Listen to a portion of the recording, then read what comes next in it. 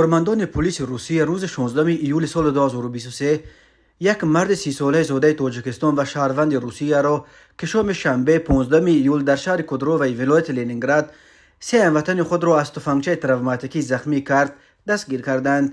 نشریه محلی خبر داد که از این نفر که در همان کودرو و بسر می برد هنگام بازداشت تفنگچه تروماتیکی، دست پوشک و یک خلطه با مواد نامعلوم رنگش سبز پیدا کردند. از رنگش برمی‌آید که این مواد به احتمال غالب نوس، یک نوع در آسیای مرکزی خیلی رایج تنباکو است. ریاست تفتیشات ولایت لنینگراد روز 17 ایول خبر بازداشت تیرانداز کودرو را تصدیق کرد و گفت در جریان چاره‌بینی‌های فوری و تفتیشاتی در چارچوب ماده 91 کودکس جنایی و مرافعه‌ای روسیه گمان بر شونده دستگیر گردیده پیرامون جزئیات حادثه تحت بازپرسی قرار دارد.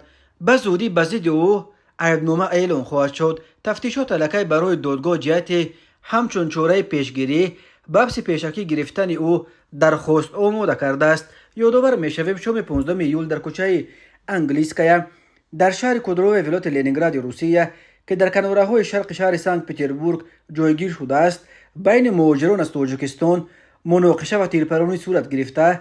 در جریان این مناقشه سه نفر دیگر را زخمی کرده است. تیرانداز بلافاصله از جای حادثه فرار کرد. در نتیجه تیرپرانی سه مهاجر سنشان 47، 24 و 23 ساله تیر خورده در حالت وزنین به بیمارستان انتقال داده شدند. یکی آنها از گوهرک چشم راستش تیر خورده، جوق دویمش شکسته است و سومی از ناحیه ستون مورش آسیب وزنین برداشته است.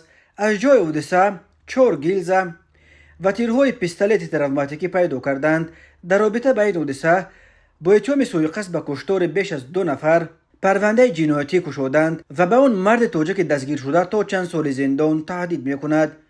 بنا به اطلاع هنوز رسما تصدیق نشده 2 نفر از تیرخوردگان برادران از ناحیه 5 در جنوب تاجیکستان بودند. سبب مناقشه بین تاجیک‌ها در کودرو و هنوز روشن نیست. ماه آگوست سال 2021 در پی یک سلسله زن و زنی‌ها با اشتراک مهاجران در منطقه‌های گوناگون روسیه، وزارت کارهای داخلی این کشور هشدار داد که از این به بعد مهاجران را برای دخالانه ویران کردن ترتیبات جمعیتی از جمله برای اشتراک در زن و زنی‌ها بیرحمانه به کشورهای زادگاهشان اخراج کرده از حق عبور مرز روسیه محروم می‌کنند.